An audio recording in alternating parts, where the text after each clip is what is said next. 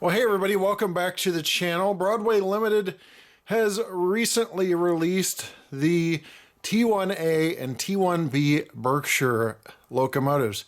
These are steam locomotives with Paragon 4 sound, and you've got a dual DCC or DC decoder, which means it can run on either setup basically, and you have puffing smoke. So let's see what you get in the box and see all of the testing of the new T1a and T1b Berkshires from Broadway Limited and Paragon 4 right now.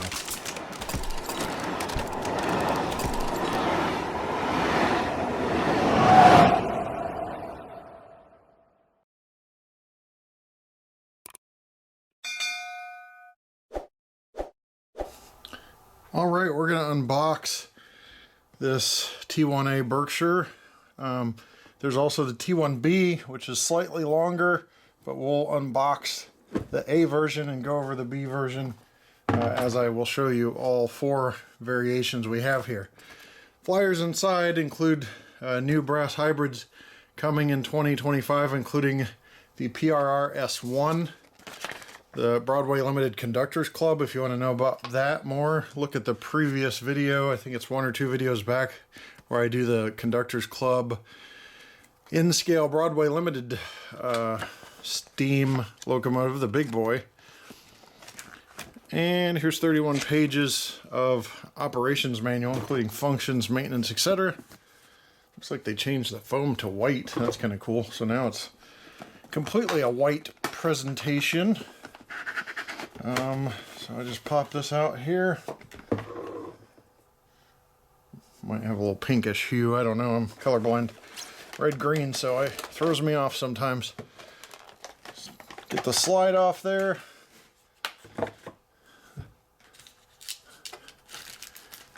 Inside, traction tires, a tool, some detail parts. There's a funnel for smoke. And the locomotive itself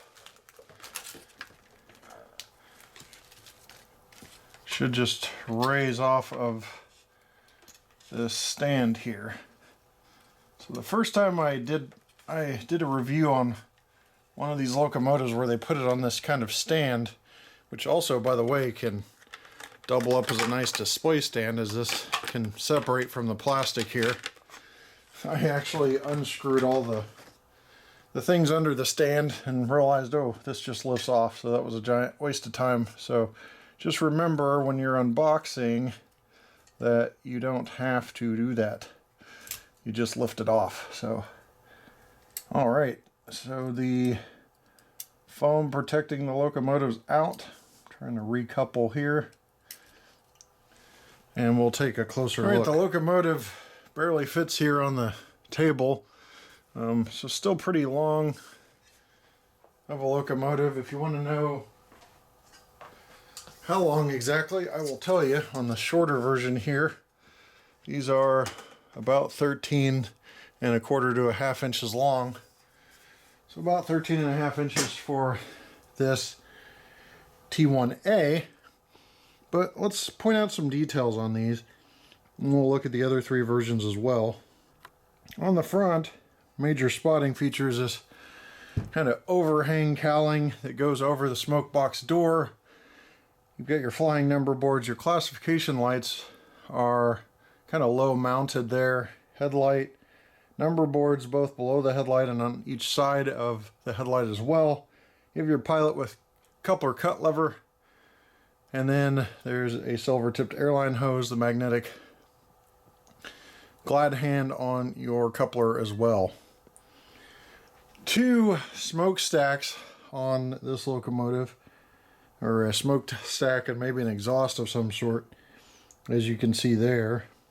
The builder's plate, all of the plumbing along the side, including the handrails, a thin walkway, your side rod detail and pistons. There's also a lot of plumbing over here on the firebox. You can see the stay bolts on the firebox are nicely modeled. The weights on the spoked wheels and drivers are nicely modeled. You have your trailing trucks there.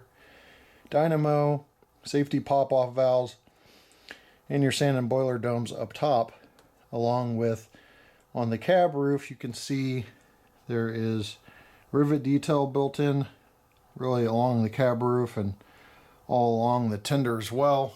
This cab roof vent is not fixed, so you can adjust that open or closed. The cab windows are fixed, so those cannot be adjusted, opened, or closed. And then you have your realistic looking coal load on the tender, Southern Pacific lines on the tender, your water hatch, crew access ladder, rear coupler cut lever, ladder to access the coal load here, and a lot of more detail. Many things that I miss and don't really know what they do. So lots of plumbing on this side too, more so than the other side, especially over the firebox. And as you can see, classification lights, throttle valve, lots of different features on this side as well. Gonna turn this so you can see inside, and we're gonna shed some light on it so you can see the boiler back head.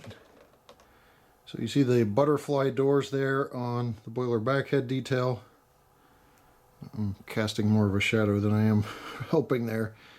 And then you see all of the controls and such in the cab. There are also cab figures installed, as you can see. Engineer and conductor side has cab figures installed. You have a deck plate there as well. So there's a look inside the cab, which is nicely detailed also. You have your wind deflector or mirror, I'm not sure which, there on the cab window also, and more of the detail on the side that we talked about on this side. Similar, but also some differences as well. Got your lead trucks there. As we come back to the front of the locomotive, so you can just see how this locomotive looks at a 360-degree appearance. Now the bell is mounted low. It's tucked in back here. It looks like it was just pushed just a little bit. Now it's hanging a little more properly there on this locomotive as well. So I'll show you the other versions real quick, and then we'll move on to operation. Now we're looking at the ATSF, the Santa Fe T1a. A couple differences I'll point out just real quickly, because we have a lot to cover. Is a classification light, or the classification lights are located at a different place. That's one difference. And you'll notice some other subtle differences as well on the variations, because Broadway Limited is doing road name, road number, specific details. Still, you have a coal load, some subtle differences other than that. Obviously the windows are not painted red on this, they're black, but just giving you a quick 360 of the Santa Fe version of this locomotive. And there's several versions that aren't covered just due to time, budget, etc. But we're going to cover at least 4 of these, so here's a quick 360 of this one. 2 more to go. Third version here, the last of the T1as, is the Boston and Maine. As you can see, a lot of similarities with the ATSF version. I'm not noticing anything right off the top different, but I did want to show you this. I know the experts are going to notice some differences. Obviously, window color again compared to the first version we looked at. Scheme, obviously, Boston and Maine on the tender versus Southern Pacific or ATSF. But here is a quick look at the Boston and Maine version. I'll 360 that real quick.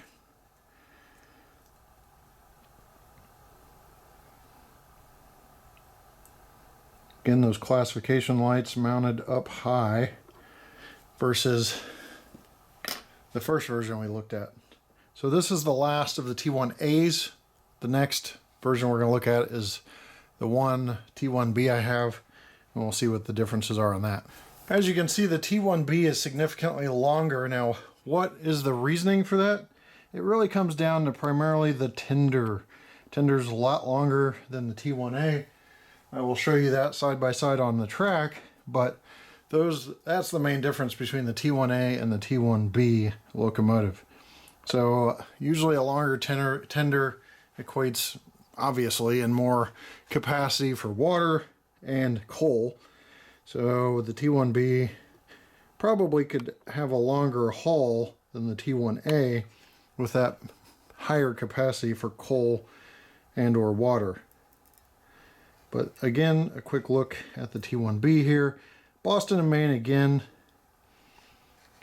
So that tender difference, as you can see there in length primarily, they still have a lot of the same water hatch, rivet detail, coal load. Not seeing a whole lot of differences other than paint scheme there. And we're off to this side of the locomotive as well. A little longer, so those lead trucks are kind of free hanging off the table there.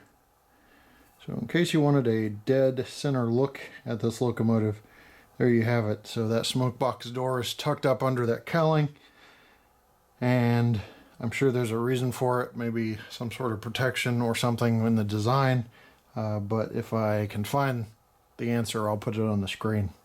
It's just hard to be an expert in everything. And here's the look straight down the locomotive, trying to give you all the different views possible as you determine if this is something you want in your fleet. Alright, so there's quick 360 of all four versions. Let's get into some other testing. Alright, we have the scale tared out at 0 here, and we're going to use the box as something to weigh this with. 1 pound, 14.1 ounces. That's almost 2 pounds really, 30.1 ounces total.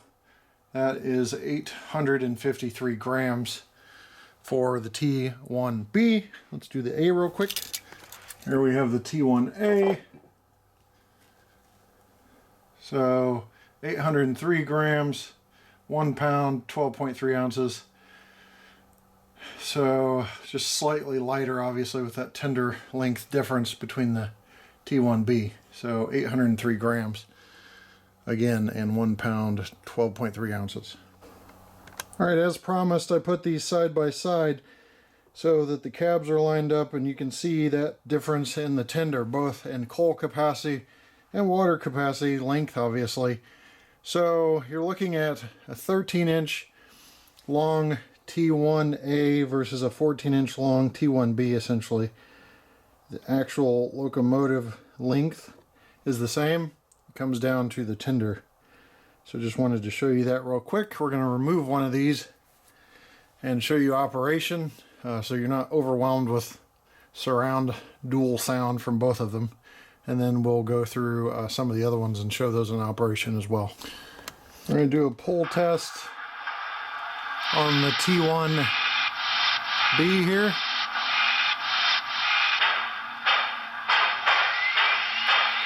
It's like about capping out at about 4.63, 55 regular size freight cars, 4.78 at that point, so maybe almost 60. Alright, here is the T1 that we haven't tested in pull testing, so we're going to go ahead and do that.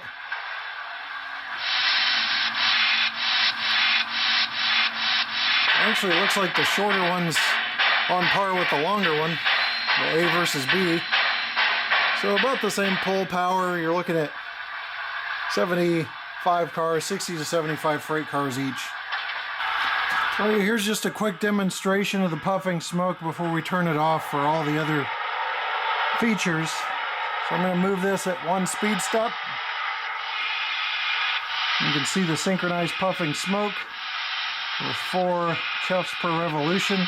As you get moving, you actually start getting the chuffs versus just the steam escaping sound.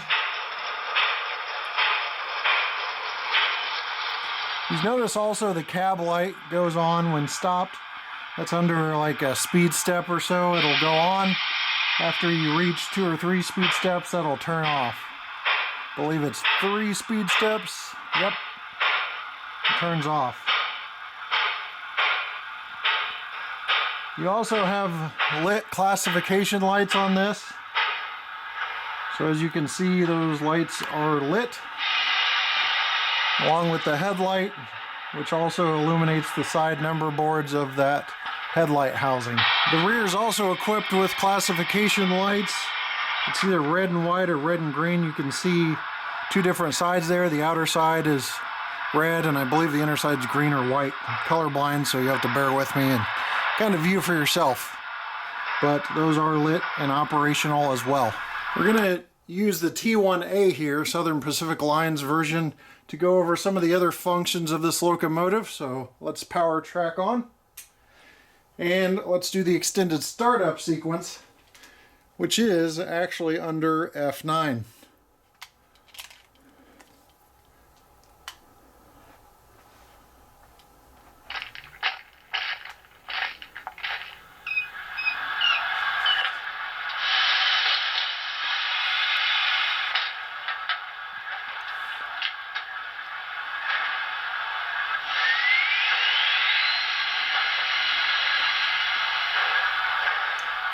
So you hear the conductor, engineer walk up to the locomotive, get in the cab, turn some valves. You hear the dynamo spin up.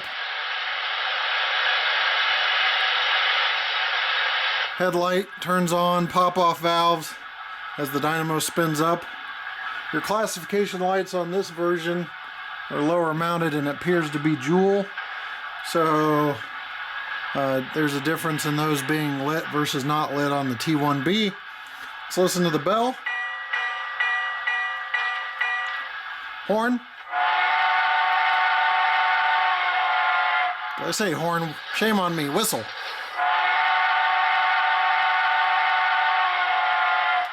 And then people ask for F22, which is the alternate whistle.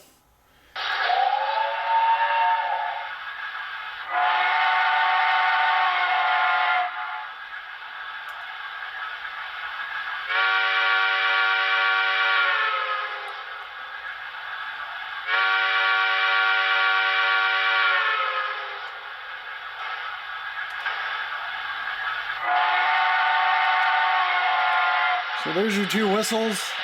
Rear light on and off is F3, front class lights on and off F4. Again, these are jewels on this one.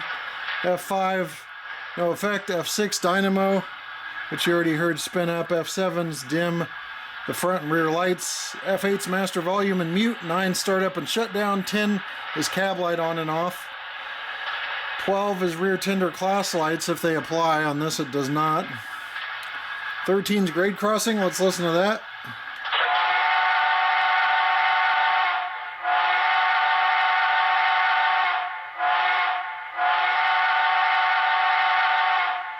And then you have a whole bunch of station sounds and radio chatter that you've heard before on some of the other reviews. It's a sound set of Paragon 4. It does not change. We covered the secondary whistle toggle. You also have a short whistle toot on F23.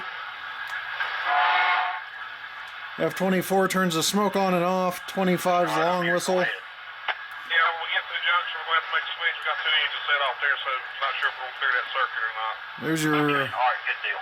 radio chatter. 26 is macro playback. 27's record macro, so you can record sequences and then play them back automatically around your layout without having to do any sounds or using your DCC controller. And last but not least is 28, which is brake squeal. So there's your functions of the T1 locomotive. All right, it's nighttime, so you can see the classification lights, the cab light, and the headlight there. Nice pure white color there on these lights. So nice lighting features as far as that's concerned. You also have your Broadway Limited Pro lighting mode, so you can individually control the lights. And you also have the added capacitance in Paragon 4, so you have the subwoofer that can add that trackside bass experience and added capacitance. So if you have dirty track interruption, then you can still have that locomotive powered. I'll demonstrate that next. I'm just trying to rotate through all 4 of these so they have some time in the sun and you can see all the versions. All right, here's an added capacitance example. Picking it up and it's still going for a few seconds, simulating going over some rough track or unpowered track. You forgot a feeder wire somewhere. It's got about 4 or 5 seconds of reserve in it. Last but not least, we're gonna do slow speed control at 1 speed step. So you can see how smoothly the locomotive operates. And we can see what the scale miles per hour are at 1 speed step on the AccuTrack 2 speedometer here.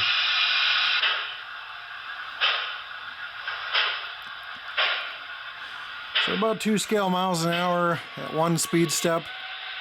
Obviously that's pretty smooth operation. It is going a little quick. That can be changed with configuration variables if you want your locomotives moving slower. But it also is a nice balance of keeping the slow speed control fairly smooth and not very jerky. As you can see, there is reverse.